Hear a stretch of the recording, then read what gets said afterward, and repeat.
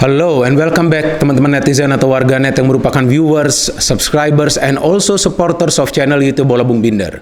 Di konten terbaru hari ini sudah jelas dan 100% pasti. Saya ingin membahas pertandingan London Derby antara Arsenal versus Chelsea yang dimenangkan Chelsea dengan skor 0-2 bermain di kandang Arsenal yakni di Stadion Emirates. Saya baru saja lagi melihat klasmen sementara dari English Premier League, teman-teman.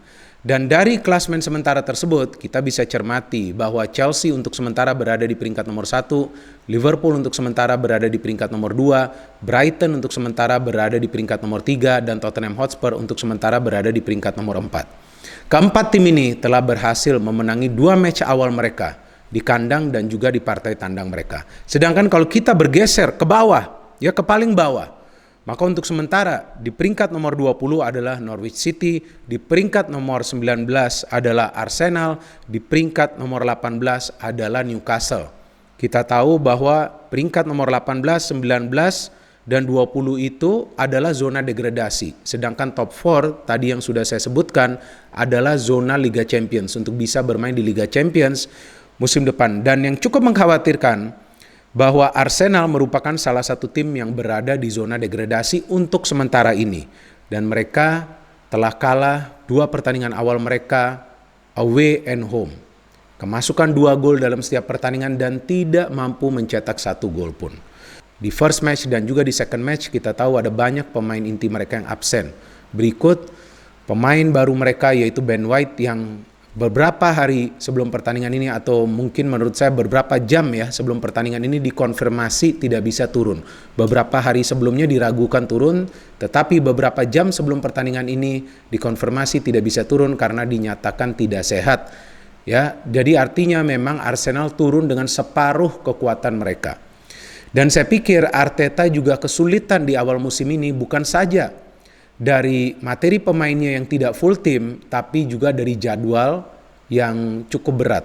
Yang pertama mereka harus bertandang ke Brentford, itu juga adalah sebuah London Derby. Oke, Brentford adalah tim promosi, tapi jangan salah tim-tim promosi itu di awal musim akan bermain all out dan ternyata Arsenal tidak bisa bermain di first match.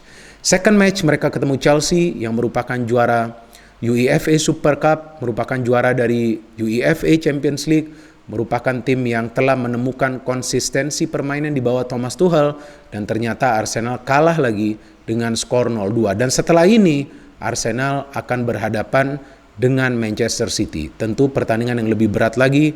Apakah Arsenal akan full tim? Kita belum tahu, kita harus menunggu lagi. Tapi walaupun Arsenal full tim, dilihat dengan cara permainan Arsenal dan taktik dari Arteta yang saya juga belum pahami taktiknya itu seperti apa, saya pikir akan sulit bagi Arsenal untuk mendapatkan poin lawan City. Walaupun tidak ada yang mustahil dalam sepak bola, tapi kita juga harus realistis. So how about Chelsea? Chelsea bisa menang first match mereka lawan Palace. Sebuah pertandingan London Derby juga mereka mengurung habis Palace.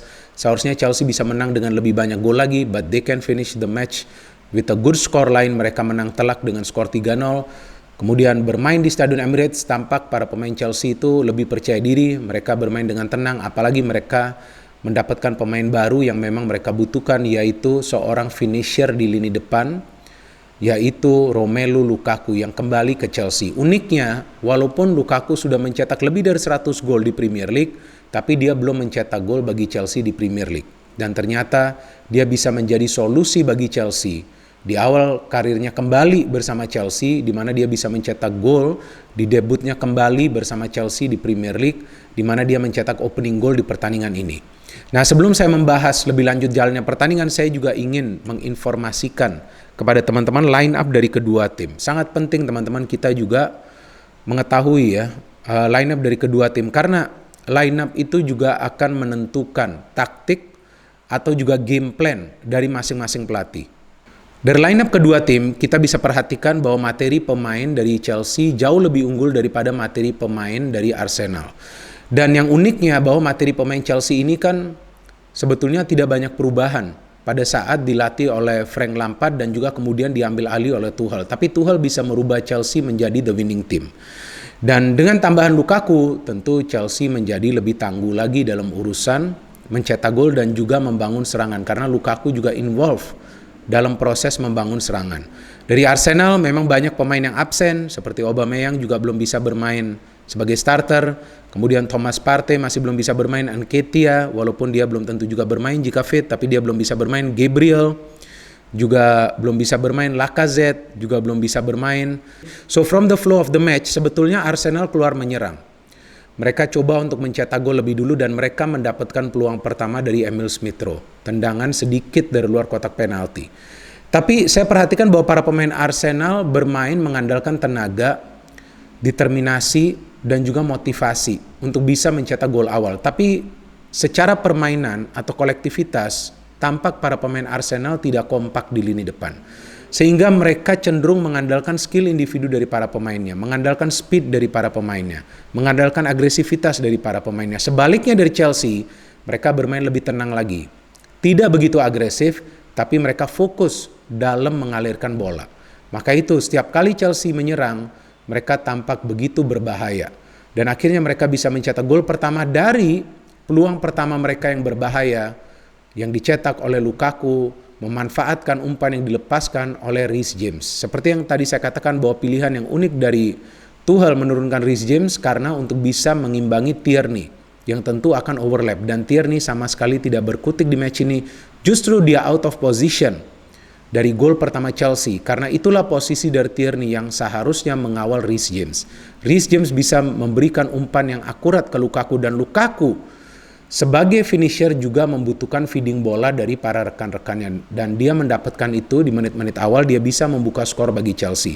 Arsenal tetap mengancam, tapi saya melihat bahwa Chelsea bermain lebih tenang lagi. Saya tidak melihat Arsenal mendapatkan peluang lagi untuk mencetak gol. Setelah Chelsea mencetak first goal, and Chelsea can score the second goal, another good goal. Peran dari Havertz ini luar biasa ya. Dia bisa keluar dari tekanan dua pemain Arsenal, memberikan umpan ke Alonso. Alonso memberikan umpan ke tengah. Lukaku tidak bisa menerima umpan tersebut, tapi Mount yang mendapatkan umpan tersebut. Lagi-lagi Mount memberikan umpan ke pemain yang berdiri dalam posisi bebas, yaitu Reece James, di mana tidak ada Tierney di sana, and Reece James can make a good finishing. Jangan lupa teman-teman, musim lalu saya beberapa kali tegaskan bahwa Reece James adalah salah satu pemain yang punya potensi menjadi pemain besar di masa depan asalkan dia bisa dipoles oleh Thomas Tuchel. Dan ternyata benar kan apa yang saya katakan tersebut. Jadi memang saya tidak berbicara apapun di channel ini secara ngasal.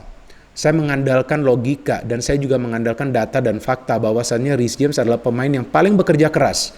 Walaupun dia kadang-kadang tidak bermain efektif. Dan akhirnya dia bisa mencetak gol kedua bagi Chelsea di match ini. Setelah itu apa yang bisa Arsenal lakukan? Sulit sekali untuk melepaskan tendangan ke arah gawang dari Mendy karena back dari Chelsea ini pada kompak. Mereka bukan hanya menutup daerah, tapi mereka juga bisa melakukan man marking. Arsenal hampir saja mendapatkan penalti kan teman-teman pada saat Reece James benturan dengan Saka di dalam kotak penalti setelah Saka mendapatkan umpan dari PP. Tapi kan peraturan baru ini sudah berbeda bahwa segala bentuk kontak di dalam kotak penalti bukan berarti pelanggaran.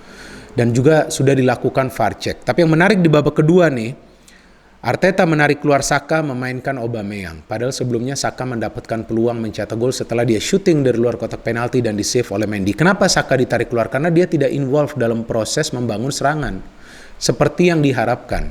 Sehingga Oba dimainkan untuk Arsenal bisa mencetak gol. Jadi memang peran Oba ini untuk mencetak gol. Dia mendapatkan satu peluang si Oba, tapi tendangannya terarah tepat ke posisi Mendy. Kemudian Chelsea lagi-lagi hampir mencetak gol karena dari setiap counter Chelsea mereka tampak sangat berbahaya.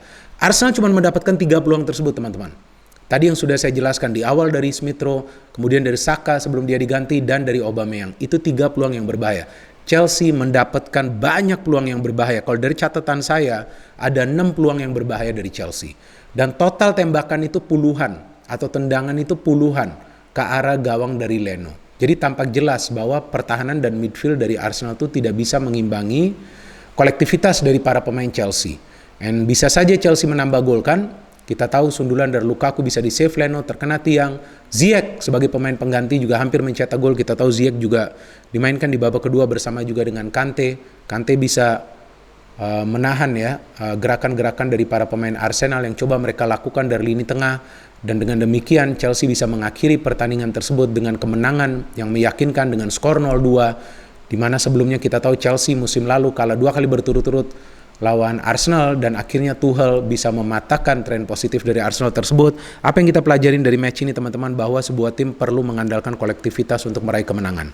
Chelsea bermain kolektif lawan Palace, Chelsea juga bermain kolektif lawan Arsenal. Tetapi para pemain Arsenal, ya walaupun memang mereka tidak bermain full team, tapi saya pikir yang penting mereka perlu kompak.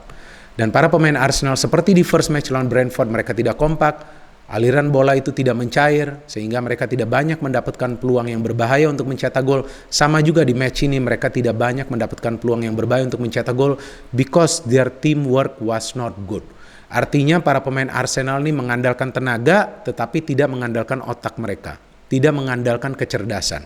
Dan saya pikir di sini juga perlu ada sebuah evaluasi dari manajemen, apakah Arteta ini masih layak dipertahankan atau tidak.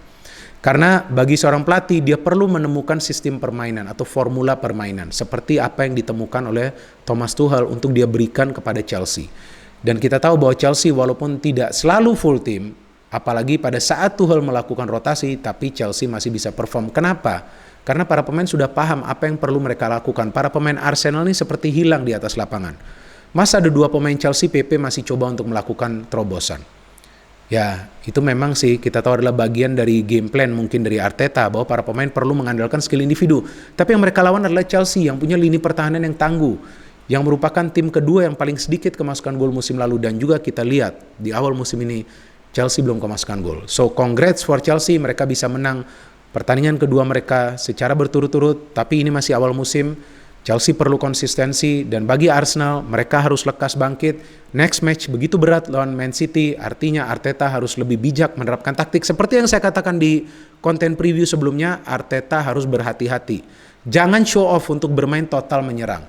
Dan ternyata dia berani menerapkan taktik menyerang, dan apa yang dia dapat? 0. Betul kan? Timnya tidak bisa mencetak gol, tidak banyak menciptakan peluang yang berbahaya, dan Chelsea bisa memanfaatkan fast break dan beberapa kali counter attack. No hit, only football, salam sepak bola.